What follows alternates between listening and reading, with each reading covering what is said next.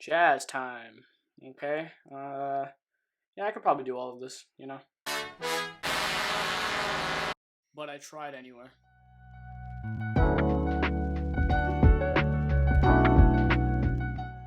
What's going on, guys? I know it's been a while, but I'm back with another video after what now, 4 months.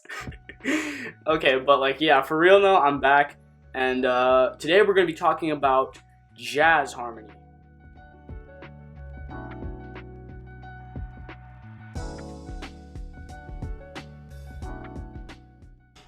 So for all of our examples today, we're going to be using Happy Birthday as our material.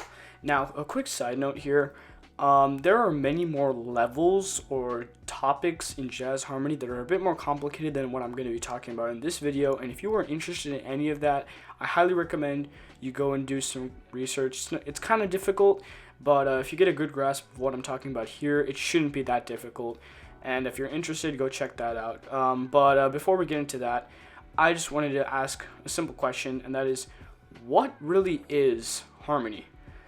So, harmony is kind of difficult to explain, but a simple way to kind of understand it is it's multiple voices that help bring out emotion. It helps bring out ideas more clearly, and it helps kind of the context of the song. Now, that being said, let's listen to Jazz Harmony Level 0 of Happy Birthday.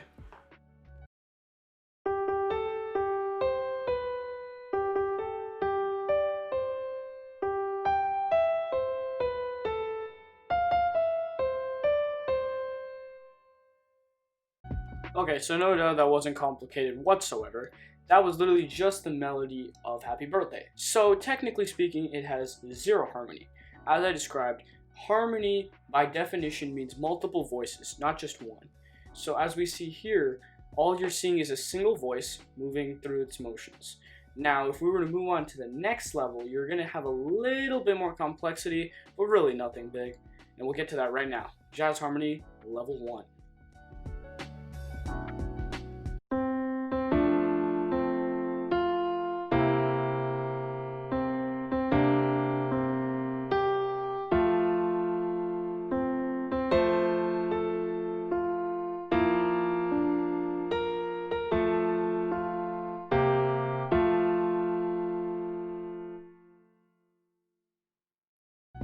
Okay, so that got a little bit more spiced up. I got bored of the key of C major, so I put it into F major. And honestly, to be completely honest and with you guys, I did not actually fully make that. I just copied it off the internet because not that I couldn't make it, it's just that there's so many versions of Happy Birthday that it's like you don't even have to make it anymore. I just found it off the internet. That's like the standard version of Happy Birthday that you'd find anywhere. It's on your garden variety sheet music, you'd find it. So, yeah, but it's not really jazz. So how do we take that and get to jazz? Well, before we get there, let's talk about something really quick called tertian harmony. So what tertian harmony is the idea of building harmony based off of the interval of a third.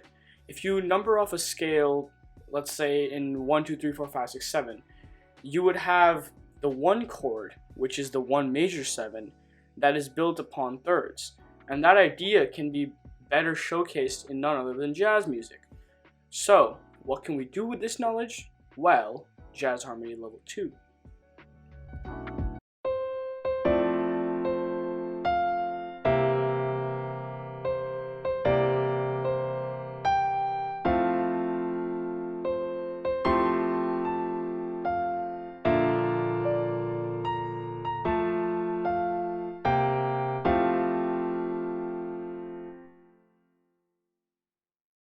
Okay, so there's a little bit more going on now. And the reason we got here was we stacked those thirds, like I was mentioning earlier with the tertiary harmony. Except now we're going all the way to the 7th, and in some cases, like when we go into the 3rd measure, after the pickup of course, and the last chord of the F major, they both go all the way up to the 9th, which is a very jazzy feel. And you can add upper extensions to give more tension and spice when you're playing, because jazz is all about tension and release. So, what can we do beyond this? Well, there's something called a 2-5-1. that might just spice up the game a little bit.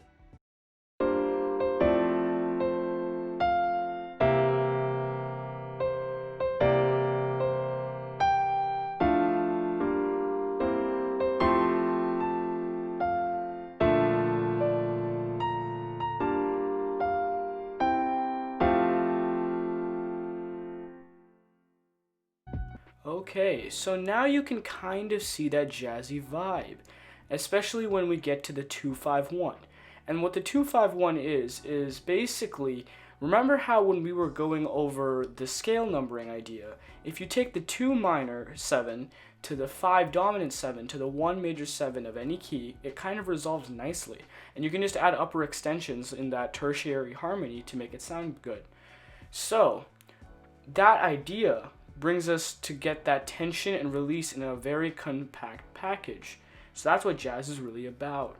Now, what else is there? Well, how about something called secondary dominance?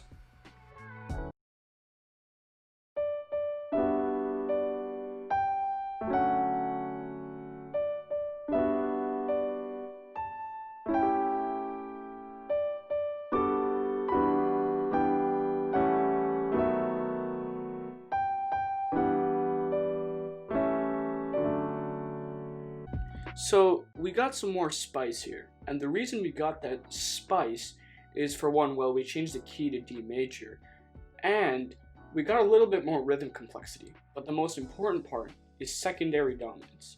And to understand secondary dominance, we have to look at the C major scale.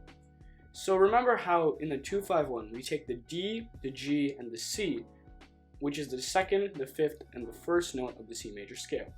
Well, for secondary dominance, you take the second note of a scale, which in this case would be D, and you take the fifth of that and make it dominant. So it would become, the new progression would become D minor 7, G7, C major 7 to A7 instead of A minor 7 in the normal C major scale. This kind of gives us that jazzy vibe. And to add on top of this, I kind of did an altered melody on the actual reharm, because I wanted to imply a more strong D major melody instead of going back to G major at the end, which kind of catches the listener by surprise. However, there's a lot more we can do here. Stuff like backdoor 251s, altered harmony, non-functional harmony, and that's what we're about to get into in Jazz Level 5, the final level.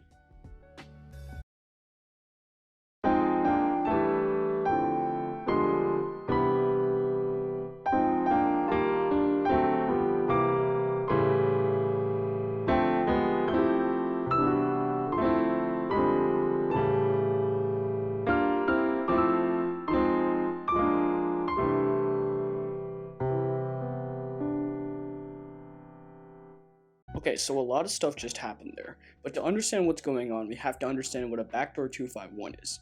A backdoor 251 is when we take a 4 minor 7 chord to a flat 7/7, aka a dominant flat 7, to the original C major or home chord. In this case, it's C major, and the way that works is you take an F minor 7 in this case, a B flat 7 to a C major. And I do this a lot with a C major 6/9 chord, and you can get really dreamy with it, and a lot of other stuff we've talked about already. We're doing 251s in different keys, which is called non-functional harmony, or you're kind of doing changes into different keys. AKA when I went the 251 into E flat major, it sounded kind of weird, and those descending dominants are just to build up tension. All of that is part of unconventional harmony, which is basically harmony when you want to have tension and release at its finest. The key and chords don't really have to point to any sort of direction or idea. They just kind of exist. And you kind of have to use your ears to figure out which chords to use in which situation. Now, there are rules, sort of, but you don't have to play the notes in a scale anymore. You're kind of liberated to do whatever you want. So, that's it, guys. That was the 5 levels of jazz harmony. And if you guys like this video, make sure to hit this video with a like. Check out my last video. I know it was a long time ago. But, I'll try to make more consistent uploads, and see ya.